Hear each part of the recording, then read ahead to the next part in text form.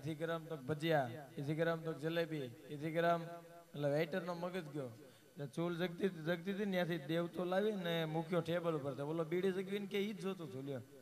હવે પરબારા બીડીયું જગવીને વયા જાય. એક કરિયાણાની દુકાને એક ભાઈ ગયો કે બદામ છે તો કે હા, કાજુ છે તો કે હા, પિસ્તા છે તો કે હા. તો બોલો વેપારીને સામું જોઈને કે તો હું ગળી ગયો, ખાને કાંઈક ખાને ઈ કે. બોલો વેપારીને મળ્યો સલાહ દેવા. એક જણો છત્રી વાળાની દુકાન ગયો કે છત્રી છે તો કે હા. કે શું ભાવ છે? એ કે 75 રૂપિયા. હા બોલો કે 75 રૂપિયા કઈ છત્રી ના હોય. વેપારી કે તમને કેટલામાં જોવે છે?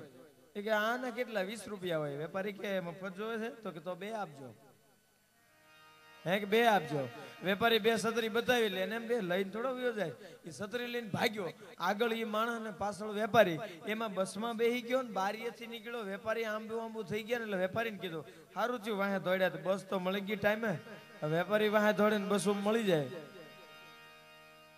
એટલે એક હાવ લુખ્યા છે અમારા વિસ્તારમાં. હાવ એક ભાઈ છે, કાયમી એસી દુકાન કોઈની ભાળી જાય એટલે અંદર વૈયા જાય. કાપડ વાળાની દુકાન છે ને કહેવાય કાપડનો શું ભાવ? કે 200 રૂપિયાનું મીટર છે. કે મને ન પોવાય. તો તમને કેટલામાં પોવાય? અમને 50 રૂપિયામાં પોવાય. વેપારી કે અમને ન પોવાય. કાયમિક દુકાનમાં જઈને બહાર નીકળી જાય. દુકાનમાં જઈને બહાર નીકળી જાય. એમાં ઇલેક્ટ્રોનિકની દુકાન વાળાને ખબર પડી કે આ ભાઈ આવી રીતે કાયમિક રોજ કોઈકના ઠંડા પી પીને વૈયાવે છે. પરબારી થમ્સઅપ પીને આવે. એટલે કે આને એક દી આપણે ઝપટમાં લેવો છે. એમાં ઇલેક્ટ્રોનિકની દુકાન અને બરોબર દુકાનમાં સીડ્યો એટલે વેપારીને ખબર પડી ગઈ કે આને એક વસ્તુનો જે ભાવ હોય એનાથી 3 ગણો કહેવાય. એટલે 250 રૂપિયા 250 રૂપિયાનો રેડિયાની કિંમત. એ રેડિયાની ઉપર હાથ મૂકીને કે રેડિયાનો શું ભાવ? કે 250 રૂપિયા. વેપારી કે યાર ગરીબ રે. વેપારી કે 1000 રૂપિયા. એટલે બોલો કે 1000 માં મને ન પોહાય. તો કે તો તમને કેટલામાં પોહાય? કે 250. વેપારી કે લાવો 250 આપી ગયો. રેડિયો લેતા જાવ. હાથ વાય આવી ગયો. કરે શું?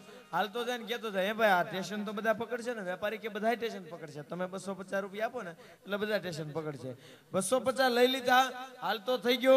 પછી એને વેપારીને કીધું બધા સ્ટેશન પકડશે તો બધા પકડશે. વેપારીને કે રેલવે સ્ટેશન પકડાવી ગયો. લ્યો કે ઈ નો પકડે.